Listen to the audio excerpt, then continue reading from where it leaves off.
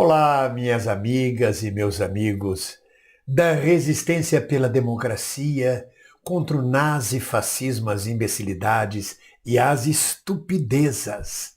Alegrias, alegrias, porque este filme do fascismo, nós já vimos o filme e já sabemos o fim. Bolsonaro, neste domingo, pelo segundo domingo consecutivo, reúne centenas, talvez milhares de motociclistas numa grande motociata de apoio a ele, gritando: "Eu autorizo, mito, mito". No Rio de Janeiro, montado na sua motocicleta, percorreu 60 quilômetros numa motociata, com um apoio efusivo de milhares de motociclistas. Mas o que isto significa? Qual é o valor disto? Eu faço esse vídeo para lembrar a vocês que, por mais abrilhantado que seja este momento de Bolsonaro, ele é efêmero como é efêmero o poder de todos os nazistas e fascistas. Os nazistas e fascistas sempre têm um fim terrível. Quando não, no mínimo, o ostracismo. Mussolini foi aplaudido, falava para multidões, para milhões, deliravam. Motociclistas, cavaleiros, gente a pé, mulheres, enfermeiras, médicos, generais, militares, todos os segmentos da sociedade desfilando, fazendo a saudação nazista e aplaudindo Mussolini e ele se sentindo o pai da pátria, o enviado de Deus. Terminou em Milão, morto, sendo chutado, cuspido, os cadáveres profanados pelo mesmo povo que o aplaudiu. E este mesmo povo em Milão içou Mussolini e sua amante e os pendurou de cabeça para baixo, depois de ter vilipendiado seus cadáveres o quanto pôde. Foi assim o fim do filme de Mussolini. O fim do filme de Hitler, que também foi outro, e foi profundamente saudado, louvado por 99% do povo alemão, era assim o auge, o pai da pátria, o salvador. Não sei se foi pior que o de Mussolini, porque de Hitler só sobrou, quando muito, quando se achou, a arcada dentária.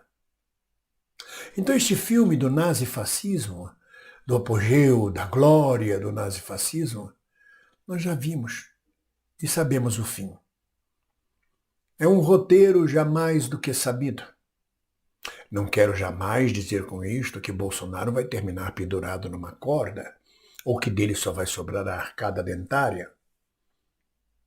Mas, como diz no Nordeste, um ditado popular que diz: "Praga eu não rogo não, mas o fim eu hei de ver". E o fim pode ser um fim tranquilo, aos 90 anos de idade. Como o censor, como o agente da Polícia Federal que me perseguiu, que me torturou psicologicamente durante anos, Carlos Lúcio Fernandes, jornalista sergipano a serviço da Polícia Federal, porque sua mediocridade o impediu de ser alguma outra coisa, que teve um fim tranquilo. Mas eu estava vivo para ver o fim dele. Então, praga eu não rogo não, mas o fim eu hei de ver. Então, minhas amigas e meus amigos, este é o momento em que, de alguma forma, o poder fascina. Por exemplo, quando eu vejo na aglomeração deste domingo que passou, Paulo Cintura, meu colega de escolinha, ajoelhado à frente de Bolsonaro, fazendo muque e gritando: "Bolsonaro é o que interessa, o resto não tem pressa", não me assusta, não me toca em nada, apenas registro. Registro que é possível cada um se envolver à sua maneira, à sua forma, com o mito que deseja ter na vida. É lamentável, mas é a escolha que ele faz. Quando um artista chega a um ponto da carreira, a um ponto da vida, a um ponto da idade, em que ele viveu de um personagem só, e que ele não tem mais outra chance de emprego em lugar nenhum, o que lhe resta fazer? Botar a bunda na janela, para todo mundo passar a mão nela e para chamar a atenção, para poder existir. É lamentável. Bolsonaro está nos seus estertores. Pode durar anos. Faz manifestações de rua. A nossa esquerda age como se fôssemos, com todo o respeito, testemunhas de Jeová, puristas. A população brasileira vai às ruas para trabalhar, anda em transportes apertados, suados, respirando o mesmo ar fétido de ônibus, de trens. Vai a festas, vai a praias aos milhares, ficam ao sol, não tem nem espaço para andar na praia de tanta gente. Vai às compras, vai às ruas, vai aos shoppings, vai a todos os lugares, vai às manifestações bolsonaristas. Mas a esquerda diz, não podemos sair na rua, não podemos fazer manifestação. É como se fossem os puristas. Todo mundo exposto ao vírus no Brasil, mas a esquerda está se reservando. Temos que ficar vivo para votar contra Bolsonaro em 2022.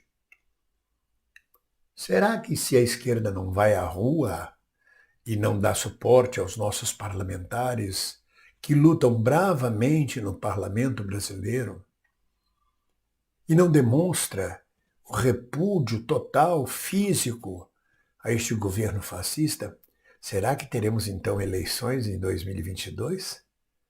E será que ao votarmos em 2022 não seremos massacrados mais uma vez pelo voto bolsonarista, exatamente por este purismo? Em boa hora está convocada uma manifestação de rua contra Bolsonaro e o fascismo para o dia 29 de maio. Se eu estivesse no Brasil, eu e minha mulher com certeza estaríamos presentes, com máscaras, com álcool gel e mantendo distância do isolamento. Todos vão às ruas, para qualquer coisa no Brasil. Só não pode a esquerda. Não sei o que se passa. Que purismo é esse? Mas isso fica para as calendas, para se discutir depois. Foi um erro. Nós podíamos ter feito melhor. É sempre assim, faz parte. Ninguém pode prever a história se faz fazendo. Depois é que ela vira história. Depois é que você pode contar a história como foi. No momento você faz apenas a história. Então Bolsonaro, quando sai com seus motociclistas ou com seu povo, quando passa na Avenida das Américas, no Rio de Janeiro, e o povo todo grita das janelas, mito, mito, mito, mito de quê? Mas isso não me assusta, não me emociona, não me decepciona, não me magoa. Porque este filme eu já vi e conheço o fim. E todos nós já vimos e conhecemos o fim. Não adianta forçar a barra, tentar amadurecer uma massa ignorante, infantilizada. Forçar a barra de que ela amadureça rapidamente. Isto é a mesma coisa que ter uma filha adolescente que se apaixonou por um marginal, por um escroque, por um bandido, que você sabe que não vai terminar bem esse namoro. Mas não adianta forçar a barra para que ela largue o namoro. Ela vai se opor a você, faz parte da imaturidade dela. Tudo que você pode fazer é observar, estar preparado, ajudar, dar amor, aguardar o momento em que ela amadureça por si só. Um toque aqui, outro toque ali. Assim é esta massa de bolsonaristas, essa massa infantilizada, desesperada, que apoia Bolsonaro. Temos que esperar que ela amadureça. E enquanto esperamos que ela amadureça, amadureçamos nós. Avancemos na luta, abrindo cada vez mais espaços, alargando o nosso campo de luta, a nossa força, fortalecendo-nos nas ruas, no parlamento, nas fábricas, nas associações de moradores, onde quer que seja, na luta contra o nazismo que se implantou no Brasil. Porque o que nós temos hoje não é mais só um regime fascista, é um regime nazista. E além do mais, ele é tão fascista, ele é nazista porque é genocida, é tão fascista porque os dizeres de Mussolini, o rei do fascismo, são os mesmos apregoados por Bolsonaro. Vejam esta manchete no jornal Correio da Manhã. É exatamente a fala de Bolsonaro. E a última fala de Bolsonaro neste domingo que passou Nós da direita, nós a direita, nós somos a direita e lutamos por liberdade, por justiça. É por isso que a direita real do Brasil, porque ele é a extrema direita. É por isso que a direita real do Brasil está apavorada com Bolsonaro. Porque ele não representa a direita brasileira. A direita brasileira é Tasso Gereissati, é Aloysio Nunes, é Aécio Neves. Mas eles não chegam a ser extrema-direita. Por isso que eles estão procurando uma terceira via, que na verdade é uma via da direita para substituir Bolsonaro. Mas Bolsonaro está assumindo claramente a posição de chefe de líder da direita. A diferença é que ele não tem estofo. Hitler e Mussolini tinham projetos de nação. Bolsonaro não tem nada. Ele diz, eu sou eu, Licuri é o diabo. Hitler e Mussolini ergueram uma nação. Chegaram a levar essas nações à guerra e à destruição completa, junto com seus generais, com suas forças armadas, tal e qual a gente está assistindo no Brasil. O silêncio, a conivência das forças armadas com este regime nazi-fascista. São capazes até de ir à guerra contra um país vizinho, contanto que apoie o regime nazi-fascista. As forças armadas alemãs e as forças armadas italianas embarcaram nessa aventura. Bom, era isso que eu queria registrar com vocês. Que estas manifestações domingueiras do nazifascismo bolsonarista, nós já conhecemos. É possível sim ter uma massa gigantesca. Alguns milhares que seguem Bolsonaro é nada perto dos milhões que já aplaudiram Hitler.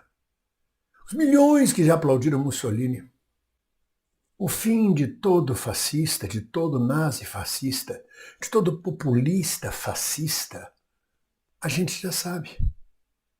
No dia 30 de março de 1974, em Lisboa, o presidente do regime fascista salazarista de Portugal, Marcelo Caetano, foi ao estádio de futebol do Alvalade, um estádio com capacidade para mais de 50 mil pessoas. O estádio estava lotado e ele foi aplaudido por todo o estádio. Todo o estádio gritava coisas do tipo mito, mito, mito. E Marcelo Caetano saiu dali no dia 30 de março de 74 com a sensação de que estava na glória e no poder, que estava no apogeu, que o povo português o amava. 25 dias exatamente depois, exatos 25 dias depois, este mesmo Marcelo Caetano, que foi aplaudido no estádio Alvalade, estava refugiado na sede da Guarda Republicana Nacional, tremendo de medo, aguardando a negociação de um simples capitão para saber se ele ia preso, se ele ia para a Ilha da Madeira, se ele ia para o Brasil, porque ele estava deposto. E o povo português estava na rua querendo apedrejá-lo, querendo arrastá-lo pelo resto de cabelos que lhe restavam. Então, sabemos nós, artistas conscientes, que toda glória é efêmera. Quanto mais a glória fascista. Seja lá como for, estamos juntos, com o pé na realidade, sem emocionalidade. A emoção tem que vir dominada pela racionalidade, para que a gente tenha uma luta boa, para que a gente se reconheça com amor ao próximo. Ninguém solta a mão de ninguém. Um abraço.